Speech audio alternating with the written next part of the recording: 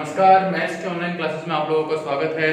CBSE अपने पास जो topic था वो था कॉनिक सेक्शन। कॉनिक सेक्शन के अंदर हम जिस टॉपिक के ऊपर चर्चा कर रहे हैं, देखो कॉनिक सेक्शन के पहले हम डेफिनेशन की बात कर लेते हैं कि डेफिनेशन होता क्या है।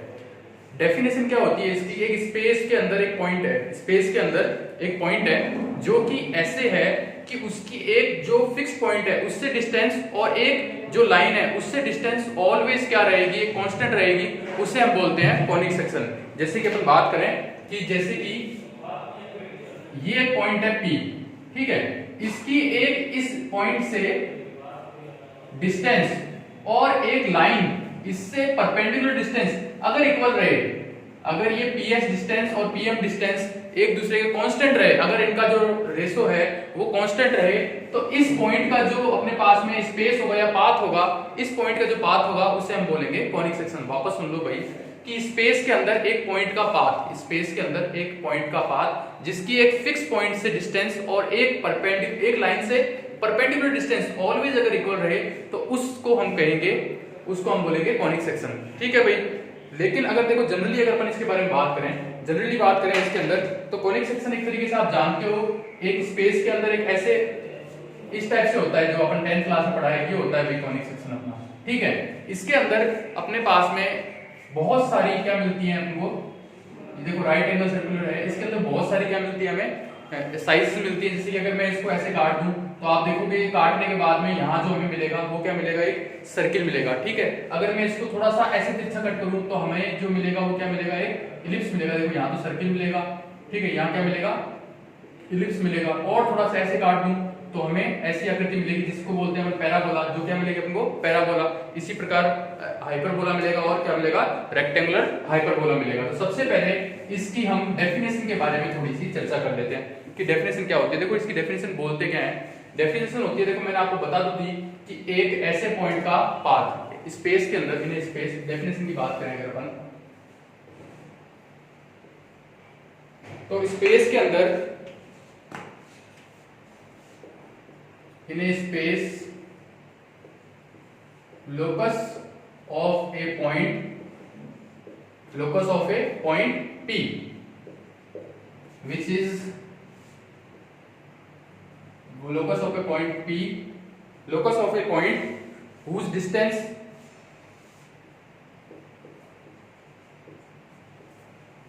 to a point, to a fixed point, whose distance to a fixed point and perpendicular distance to a line is constant. Perpendicular distance to a line is constant, then this path is called conic section. इस path को हम क्या बोलेंगे, conic section बोलेंगे। इसके अंदर एक छोटी सी बातें और हैं, where the fix point, star लगा लो कि where the fix point is called, fix point को क्या बोलेंगे अपन, फोकस। फिक्स पॉइंट क्या कहलाएगा अपने पास में, फोकस, इसको हम बोलेंगे फोकस। और ये जो लाइन है and line is called, line is called directrix।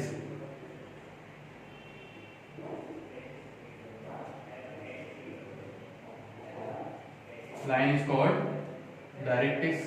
ये लाइन क्या कहलाएगी हमारे पास में, डायरेक्ट्रिक्स कहलाएगी। ठीक है, अब ये जो डिस्टेंस की मैं बात कर रहा था, कौन सी, PS अपॉन PM की, कौन सी डिस्टेंस की बात कर रहा था मैं, PS अपॉन PM। मैंने इसकी डेफिनेशन के अंदर क्या बताया आपको कि ये जो डिस्टेंस का जो रेशो है वो ऑलवेज क्या रहेगा, कांस्टेंट, वो ऑलवेज क्या रहेगा, कांस्टेंट। यहां पर इस कांस्टेंट को मैं E से डिनोट करूंगा, किससे डिनोट करूंगा मैं इस कांस्टेंट को, E से डिनोट करूंगा, जिसे बोलते हैं एसेंट्रिसिटी। ठीक है, जिसके अपन बोलते हैं एसेंट्रिसिटी। ठीक है, अब इस E के ऊपर उस जो अपने पास जो भी अपने पास मिल रहा है साइड, उसकी के ऊपर डिपेंड करता है। जैसे कि फॉर सर्किल की बात करें, सर्किल की बात करें तो E की वैल्यू क्या हो जाएगी, 0। अगर अपन सर्किल की बात करें तो E की वैल्यू क्या हो जाएगी, यानी कि ES और EM ये आपस में क्या हो जाएंगे, 0 हो जाएंगे। दूसरी अगर बात करें, अगर सर्किल के बाद क्या आता है, इलिप्स की बात करें तो E की वैल्यू 0 और 1 के बीच में होगी। अगर अपन इलिप्स की बात करें तो ई की वैल्यू 0 और 1 के क्या होगी, बीच में बात होगी। फिर अपन बात करें पैराबोला की, तो पैराबोला के लिए ई की वैल्यू कितनी होती है, फिक्स्ड 1। यानी कि पैराबोला की बात करें तो पीएस और पीएम की जो डिस्टेंस होगी वो इक्वल होगी। पीएस और पीएम की डिस्टेंस होगी वो क्या होगी, इक्वल होगी। इसी प्रकार से हम बात करें हाइपरबोला की बात करें अगर अपन, तो हाइपरबोला के लिए ई की वैल्यू 1 से ग्रेटर देन होगी, 1 से ग्रेटर देन होगी, ठीक है। और बात करें, देखो इसी का एक शॉर्ट टाइप होता है रेक्टेंगुलर हाइपरबोला, उसकी वैल्यू ऑलवेज क्या होती है, √2। उसकी वैल्यू क्या होती है, ऑलवेज क्या होती है, फिक्स्ड होती है, √2। तो इस ई के ऊपर डिपेंड करता है कि जो हमें मिलेगा वो किस प्रकार से, जो हमें फिगर मिलेगा वो किस टाइप से मिलेगा। जैसे कि मान लो ये इस टाइप से है, तो देखो अगर अपन इस तरीके से है तो सर्किल मिलेगा, इस तरीके से है तो क्या मिलेगा हमें, देखो ऐसे अगर अपन काटें, आप जानते हो उसको, ऐसे इस तरीके से काटे तो क्या मिलता है, सर्किल मिलता है। इस तरीके से काटने पर क्या मिलता है हमें, इलिप्स मिलता है। ऐसे हमें क्या मिलता है, हाइपरबोला मिलता है, ठीक है। इस तरीके से हमें अलग अलग तरीके से साइज जो अपनी फिगर्स हैं वो फाइंड होते रहेंगे।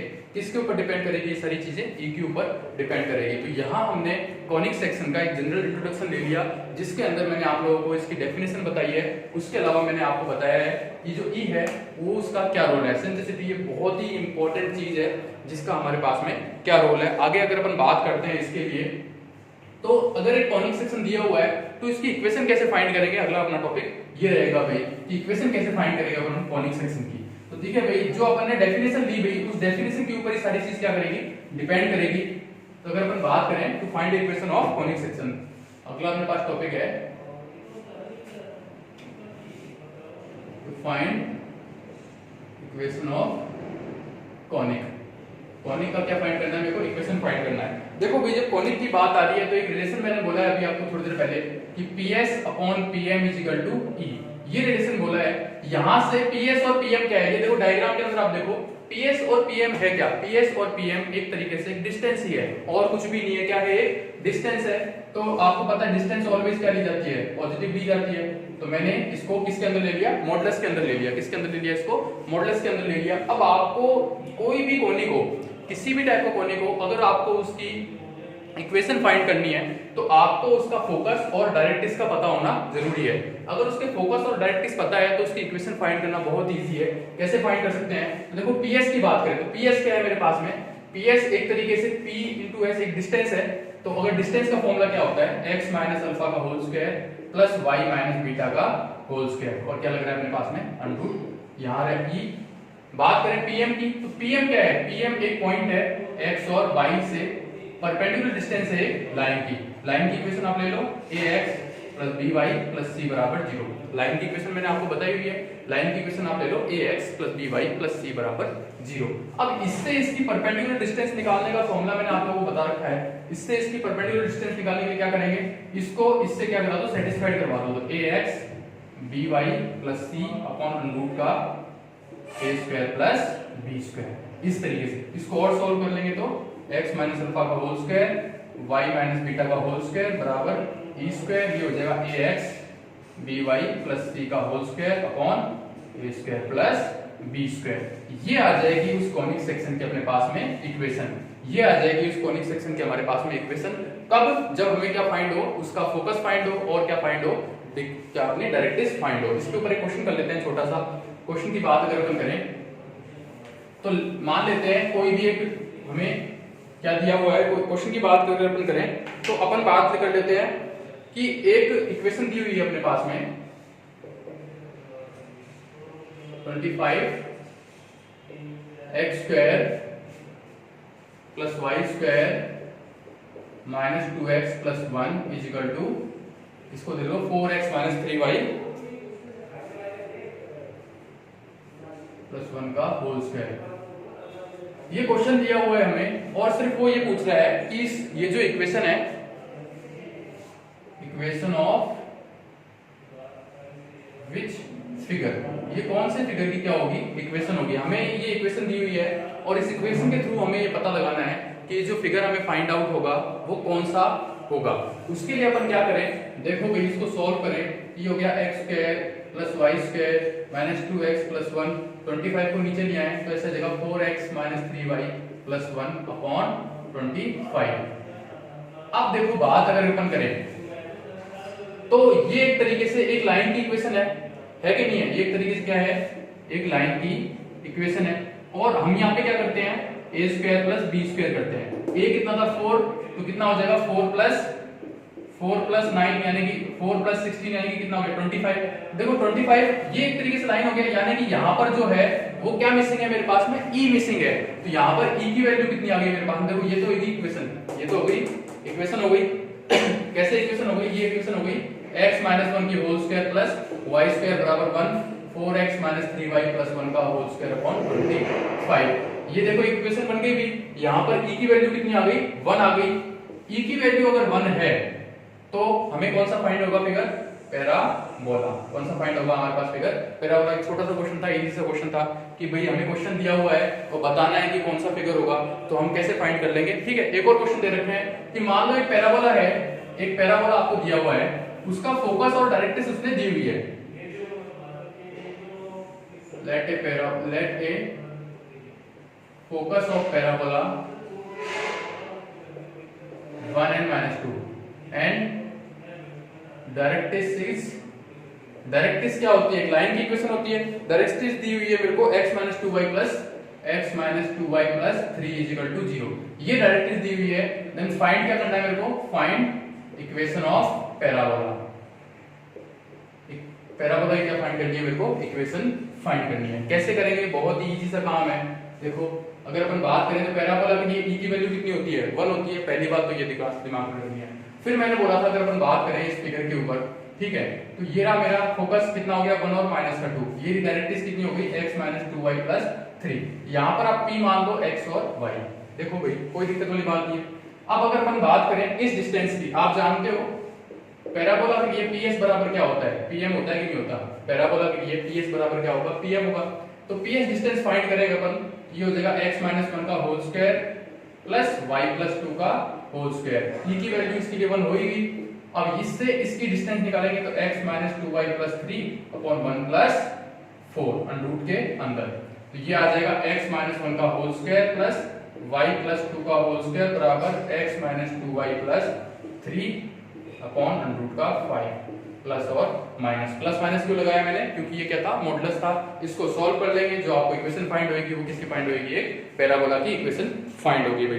इतनी सी बात है। अब अगर अपन बात करें जनरली कोई भी एक हमें कोई इक्वेशन दे दी, तो उस इक्वेशन के थ्रू हम कैसे पता लगाएंगे। देखो ये क्वेश्चन तो यहीं तक था। जनरली कोई इक्वेशन दे दी हमें, कोई भी इक्वेशन दे दी, उस इक्वेशन से हम कैसे मालूम करेंगे कि ये इक्वेशन किसकी है, सर्किल की है, स्ट्रेट लाइन की है, हाइपरबोला की है, पैराबोला की है, रेक्टेंगुलर हाइपरबोला की है। तो उसके लिए एक कंडीशन होती है भाई। बात करते हैं अपन एक जनरल इक्वेशन की बात कर लेता हूं मैं कि जनरल इक्वेशन किस तरीके से होती है।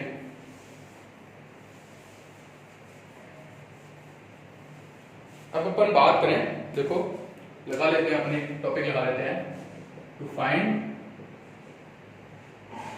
Figure by equation.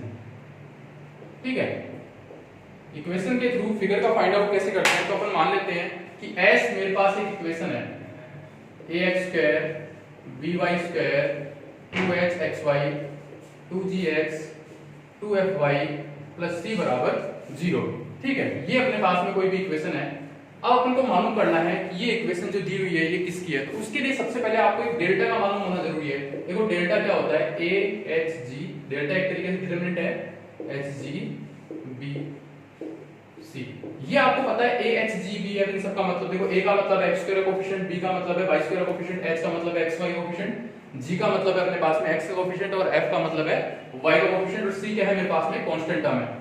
इस डेल्टा को आपको सॉल्व करना है और उसके अकॉर्डिंग अपने पास में नेचर ऑफ कर्व आ जाएगा। देखो बात करें, यहां तो बात कर लेते हैं हम कंडीशन के ऊपर और यहां बात कर लेते हैं नेचर ऑफ कर्व। ठीक है, कंडीशन की बात करें तो पहली कंडीशन है डेल्टा इज इक्वल टू 0। पहली कंडीशन क्या आ रही है, डेल्टा इज इक्वल टू 0। अगर डेल्टा 0 है तो जो कर्व होएगा वो होएगा pair of straight line. Pair of, ये देखो स्ट्रेट लाइन के अंदर ही मैंने थोड़ी सी इस बारे में बात करी थी, पेयर ऑफ स्ट्रेट लाइन, यानी कि दो स्ट्रेट लाइन फाइंड होगी हमें। ठीक है, अब दूसरी कंडीशन अगर बात करें कि मान लो इसमें तो था कि डेल्टा बराबर 0। अगर डेल्टा 0 नहीं हो, डेल्टा 0 नहीं है तो फिर क्या करेंगे, तो a = b = 1 और h की वैल्यू क्या फाइंड होनी चाहिए, 0। अगर a और b की वैल्यू 1 हो और h की वैल्यू क्या हो, 0, तो आप जानते हो अच्छे से वो क्या बन जाएगा, सर्किल। देखो याद करो, x² + y² ये है नहीं, 2gx + 2fy + c बन गया भाई, क्या बन गया, वो एक सर्किल बन गया। तीसरे की बात करें कि डेल्टा 0 नहीं है और ab - h², ab - h² आप अच्छे से जानते हो भाई, ab - h² क्या होना चाहिए, = 0 हो अगर, तो वो हमारे पास में जो फिगर मिलेगा वो क्या मिलेगा, पैराबोला का। वो हमें जो फिगर फाइंड आउट होगा वो किसका होगा, पैराबोला का। पहली कंडीशन, दूसरी कंडीशन, तीसरी, चौथी की बात करें। देखो ये सब मैं क्यों बता रहा हूँ कि जनरल एक इक्वेशन दे दी जाती है, कंपटीशन में एक क्वेश्चन आता है कि जनरल इक्वेशन दे दी जाती है और पूछा जाता है कि जो फिगर हमें मिलेगा वो कैसा मिलेगा। या फिर क्या होता है कि कोई भी क्वेश्चन दे देते हैं कि भाई स्ट्रेट लाइन और उसको इंटरसेक्ट कर रही है, तो हमें किस प्रकार से कौन सा फिगर मिल रहा है, वो हमें इक्वेशन को देख के ही पता लगाना पड़ेगा कि भाई कौन सी इक्वेशन है। तीसरी बात, चौथी बात करें कि डेल्टा नहीं है 0, डेल्टा क्या नहीं है, 0 के इक्वल नहीं है और ab - h² क्या है, > 0। तो देखो कौन कौन हो गया, स्ट्रेट लाइन हो गई, सर्किल हो गया, पैराबोला हो गया। अब किसकी बारी है, अब अपने पास में किसकी बारी है, इलिप्स की। किसकी बारी है, इलिप्स की बारी है। पांचवी बात करें कि डेल्टा नॉट इक्वल टू 0 और ab - h² less than 0, ab - h² less than 0, तो ये हो जाएगा मेरे पास में हाइपरबोला। और छठी बात करें, वही सेम टू सेम बात है, ये हाइपरबोला के अंदर ही एक केस आता है रेक्टेंगुलर हाइपरबोला का, ये अलग से कुछ नहीं है। तो देखो ab - h² तो हाइपरबोला की वजह से नेगेटिव हो गई, उसके अलावा a + b की वैल्यू भी क्या होगी, इसके अंदर 0 होगी, तब ये क्या बनेगा, रेक्टेंगुलर हाइपरबोला। ये इसी का एक सब केस है भाई, इस केस के अंदर ही एक छोटा सा केस आ रहा है, इसीलिए इसको हम अलग से पढ़ते हैं। तो ये देखो, ये जितनी भी सारी चर्चाएं अभी अपन ने की हैं, ये सभी कॉनिक सेक्शन से रिलेटेड मैंने सारी चर्चाएं करी है। अभी अपने पर्टिकुलर कोई भी टॉपिक नहीं लिया है, मैंने सिर्फ आपको डेफिनेशन बताई है, मैंने आपको इक्वेशन फाइंड करना सिखाया है कि इक्वेशन कैसे फाइंड करते हैं। उसके अलावा मैंने आपको बताया कि इक्वेशन अगर दी हुई हो तो कैसे फाइंड करेंगे कि भाई वो जो इक्वेशन है हमारी वो किसकी है। अब मैं एक अलग से टॉपिक ले रहा हूँ, उस टॉपिक का नाम है पैराबोला। देखो पैराबोला का भी अपन जनरल इंट्रोडक्शन ले लेते हैं, अच्छे से एक अलग से टॉपिक ले लेते हैं इसको पैराबोला के अंदर। तो बात करेंगे सबसे पहले, देखो इसको समझा देता हूं आपको, बात करेंगे पैराबोला में सबसे पहले इसकी डेफिनेशन के बारे में।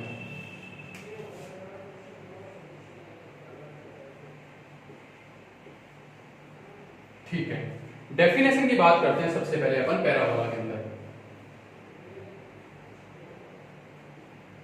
अब देखो थोड़ी देर पहले जब मैं कॉनिक सेक्शन आपको बता रहा था तो मैंने आपको बताया था कि पैराबोला के लिए e की वैल्यू कितनी होती है, 1 होती है। e की वैल्यू 1 होने का मतलब है ps और pm डिस्टेंस, यानी कि अगर वापस बात करें, यहाँ पर p रहा, यहाँ पर s रहा, ये रहा अल्फा और बीटा, ये रहा x और y, ये रहा m। अगर अपन इसकी बात करें तो ये ps और pm जो डिस्टेंस है ये इसके लिए क्या होगी, इक्वल होगी। तो डेफिनेशन में अपन यही बात लिखेंगे कि path of a point in a space, in a space, path of a point, इस पॉइंट P का path which is equal distance to a point, एक पॉइंट से इक्वल डिस्टेंस होना चाहिए and a straight line, then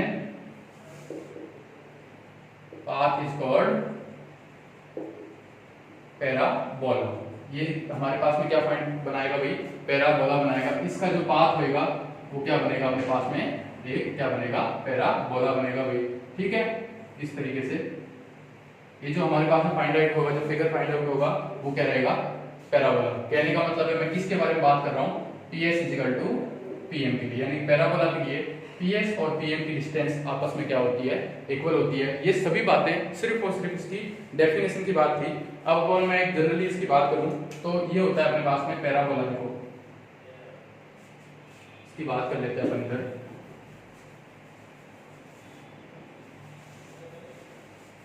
ठीक है, generally अपन parabola की बात कर लेते हैं अगर अपन।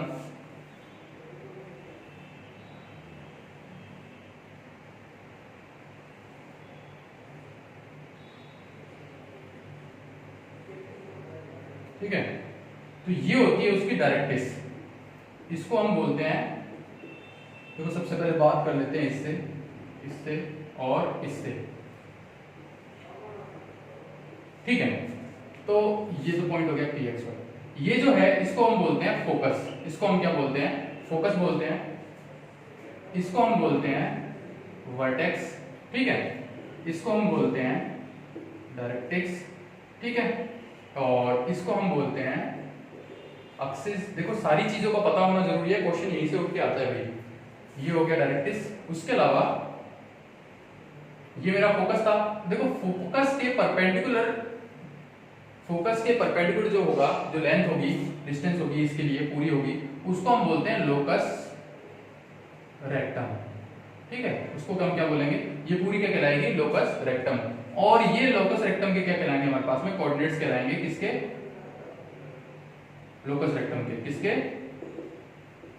एक चीज और याद रखना कि ये जो डिस्टेंस है और ये डिस्टेंस है आपस में क्या होगी? इक्वल। कहने का मतलब है वर्टेक्स से फोकस की और डायरेक्ट्रिक्स की डिस्टेंस क्या होगी? इक्वल होगी। कहने का मतलब है ये जो वर्टेक्स है अपने पास में, वो ऑलवेज क्या होगा? मिड पॉइंट होगा। किसका? फोकस और डायरेक्ट्रिक्स का। वो किसका मिड पॉइंट होगा? फोकस और डायरेक्ट्रिक्स का क्या होगा? वो मिड पॉइंट होगा, ठीक है। दूसरी बात अगर अपन करें, ये हो गया अपने पास एलआर हो गया, ठीक है। ये डायरेक्ट्रिक्स हो गई। इसको हम बोलते हैं डबलेट। डबलेट क्या होता है कि जो, हाँ, इसको हम बोलते हैं, ये होती है टेंजेंट लाइन टू वर्टेक्स, ठीक है। वर्टेक्स के पैरेलल टेंजेंट लाइन होती है। जो अपने पास वर्टेक्स होता है, जो एक्सिस होता है, उसके परपेंडिकुलर अगर मैं कोई लाइन खींचूं तो उसे हम बोलते हैं डबल ऑर्डिनेट। डबल ऑर्डिनेट बोलते हैं। ये यहां पे भी हो सकता है भाई, ठीक है। और अगर इसके फोकस से कोई कॉर्ड निकले, इसके फोकस से कोई कॉर्ड निकले, तो उसे हम बोलते हैं फोकस कॉर्ड। तो यही सारी चीजें जो है इसके अंदर यूज होती है। तो मैंने आपको क्या क्या बताया? मैंने आपको बताया डायरेक्ट्रिक्स, मैंने आपको बताया वर्टेक्स, मैंने आपको बताया फोकस, मैंने आपको बताया एक्सिस, मैंने आपको बताया लोकस रेक्टम, मैंने आपको बताया डबल ऑर्डिनेट्स, मैंने आपको बताया फोकस कॉर्ड। ये सारी चीजें यूज होंगी इसके अंदर। टेंजेंट यूज होगा, इसका नॉर्मल यूज होगा, सारी चीजें इसके अंदर क्या होंगी? यूज होंगी। तो बात करते हैं इसके स्टैंडर्ड फॉर्म के बारे में। किसके? अपने पैराबोला के स्टैंडर्ड फॉर्म के बारे में बात करते हैं, ठीक है भाई। और आप जानते हो पैराबोला क्या होता है? सिमेट्रिक होता है भाई। अगर अपन एक तरफ बना लेते हैं, दूसरी तरफ क्या होगा? उसके सिमेट्रिक होएगा। तो एक स्टैंडर्ड फॉर्म ले लेते हैं अपन यहाँ पे,